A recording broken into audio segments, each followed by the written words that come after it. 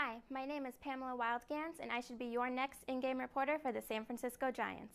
Having spent my entire life living in the Bay Area and watching the Giants season after season, I am not only extremely familiar with the organization itself, but also with the dynamics of the game overall.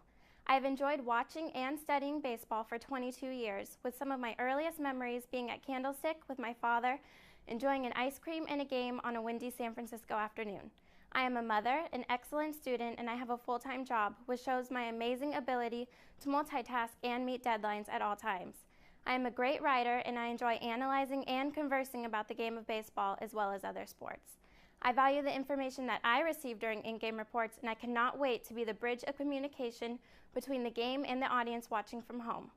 Comcast Sportsnet Bay Area is a station and company that I greatly admire, and I would be honored to be a part of your top-notch team.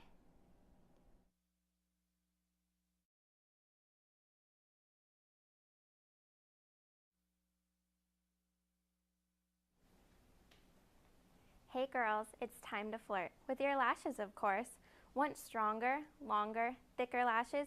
Then you need new Maybelline Illegal Length Mascara. Its unique sealing formula and Fiber Fix brush transforms your boring lashes into sexy, bat-worthy masterpieces. The best part? No clumping, guaranteed. Find new Maybelline Illegal Length Mascara at your local drugstore and break every law of lengthening.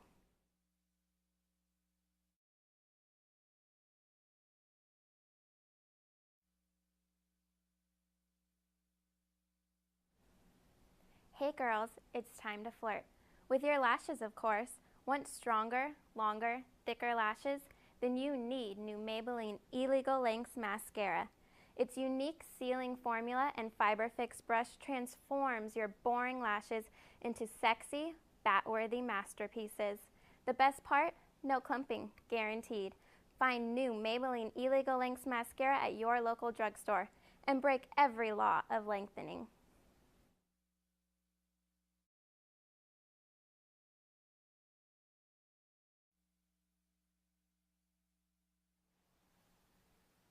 This is Pamela Wildgans with breaking news from Afghanistan.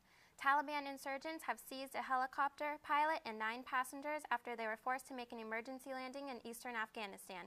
Authorities say the helicopter was on its way to Kabul from a NATO base and was carrying food and other supplies for the International Security Assistance Force. The Taliban say they forced the helicopter down and took 9 passengers hostage. We will bring you more information as it develops. Back to your regularly scheduled programming.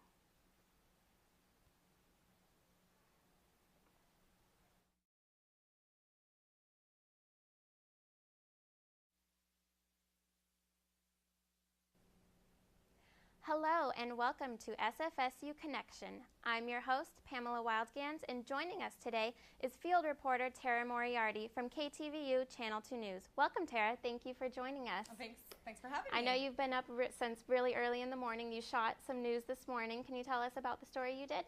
I did a story actually on a pretty horrific event that happened over the weekend on Saturday night. There was a fatal limousine fire that happened, and there were some women who were trapped inside, and some of them didn't make it out.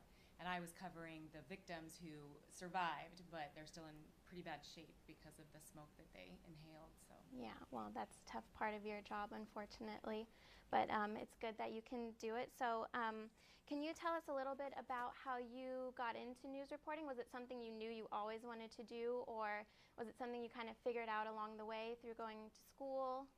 A little bit of both. It was either be an actress or a journalist. And being an actress is a little bit harder to do in Los Angeles. It usually takes about 7 years to, get any parts. And I'd gone through UCLA and had a lot of friends who did acting. But I'd always been into writing, and I had been writing for the school newspaper and, done all sorts of things since I was little. So I thought, it kind of combines both of my interests, Mm-hmm. So I decided to pursue it, and I got my master's degree in broadcast journalism at the University of Missouri. And the station actually is owned and operated by the university. Oh, wow. And it's an NBC affiliate. So we actually, got the chance to go out and be like real reporters. Oh, wow. And then our professors were the people who were our news directors. So we really learned hands-on, how to do it. That's great. So yeah, so I enjoyed it a lot, and then I landed my first job in Chico, California. Oh, brought you back home. Yes. Very nice. Thriving metropolis known as Chico. So it was exciting. All right. Well, can you tell us what a typical workday consists of for you? Well, today I got up at 1:30. Fun. And I lay out all my clothes the night before, so I can just pretty much put them on and head out the door. And then I drive to Oakland, which is, 1 o'clock in the morning. There's no traffic, so that is helpful. And then I walk into the station, and then typically they say, okay, we've got this going on, and does anything appeal to you? Is there anything you'd like to cover? Or sometimes, since we have reporters who stay later for the noon show, they say, you by default get this story. And so, I just kind of go wherever there's murder or a fire or wherever the wind blows me. Wherever they send you. Is there a type of story that you prefer to cover more than others, or? I really like breaking news. It's really fun. It gets your adrenaline going. It can be really difficult if you don't bring a power bar or something to keep yourself, I don't know how to put the words, but basically you're running on nothing if you don't bring something with you. But the time flies by because you're doing hits like every 15 minutes, and there's always something new that's happening, and somebody back at the desk is finding something on the internet that can be part of your story, and sometimes sirens are going on in the background. This happened for, what was it? It was down in Cupertino, the quarry shooting. I covered that. And that was breaking news, like nonstop. And we were pretty much on the air live from 4:30 in the morning. I think I was until 1 in the afternoon. Wow. So I was exhausted, but at the end of it, I felt like I'd really accomplished something. And, it was a hard day. All the families that had lost loved ones from the quarry shooting were standing, waiting, for their loved ones, and for the ones that didn't make it. Obviously, that's really hard to stomach when you're standing there and you feel about this big because, your job is to, try to talk to them and see if they want to be interviewed, and most of the time they don't want to talk to you, and you just feel so small for even asking them, but nonetheless you have to do it. It's your job. Yeah, I can imagine that would be very, very tough.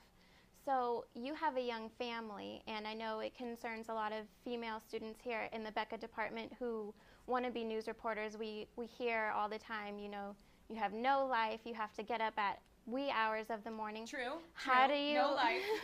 How do you balance raising a family and being a reporter in one of the biggest markets in the country?